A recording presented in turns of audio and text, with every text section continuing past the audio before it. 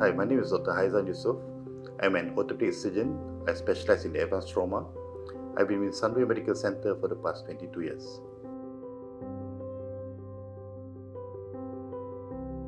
Pelvis fracture and acetabular fracture is a fracture in the part of bone where we sit. This is the model of a pelvis, and the whole area is called pelvis, and this part is called the acetabulum. This is where the hip joint is. And the fracture of a pelvis and acetabulum is a fracture that involves this area, and this area. And usually this is caused by high impact trauma, very bad accident, motorcyclists hit by a lorry, or people in construction fall from very great heights, pillar fall on the patient. In this pelvis, there are other organs that are related to the pelvis, like the bladder, the intestine, the genitals, and other parts. So when there's an injury around this area, the genitals and the bladder and intestine are usually injured as well. And many patients do not survive these injuries. Before we do the surgery, usually I will talk to the patient and their family. It's very important for them to understand why we're doing the surgery, what's going on, and what to expect during the surgery and after surgery.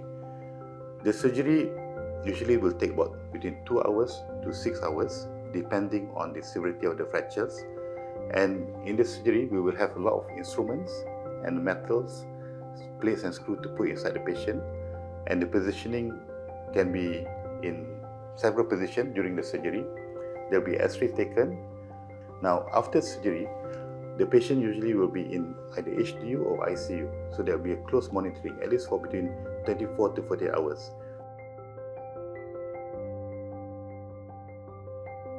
The risks are a lot. We divide the risk into general risks and localized risks. Localized risk means risk at the pelvis area. The surgery itself is complicated. It's near a lot of blood vessel. We can essentially injure the vessel, cut the nerve, or put the bone in the wrong position. Those risks are always present, but it's low. The general complications are the patient's overall condition, because surgery is long and there will be a lot of blood loss. The patient can lose blood, so he can have hypotension, stroke, heart attack, and fat embolism syndrome. Those are the risks that the patient will undergo.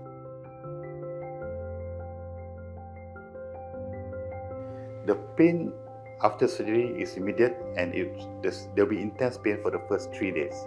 But we will monitor this, and we will counter this pain with infusion of morphine and other medication. After the 3 days, there will be some pain, but it's enough to be covered by oral medication. The patient will be comfortable. They will not be in severe pain. They will not suffer.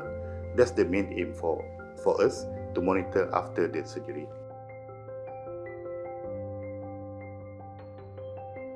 After surgery, the patient will be able to go back to his normal activity. They can walk, they can sit.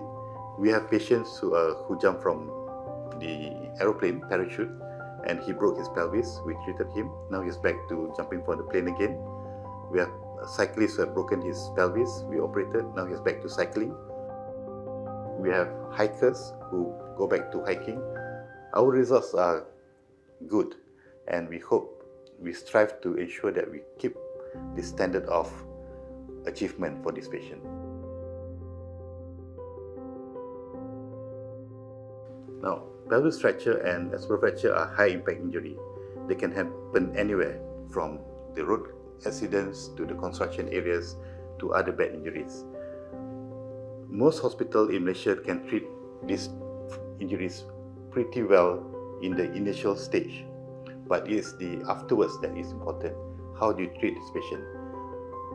It's best for you to go to a specialized area or hospital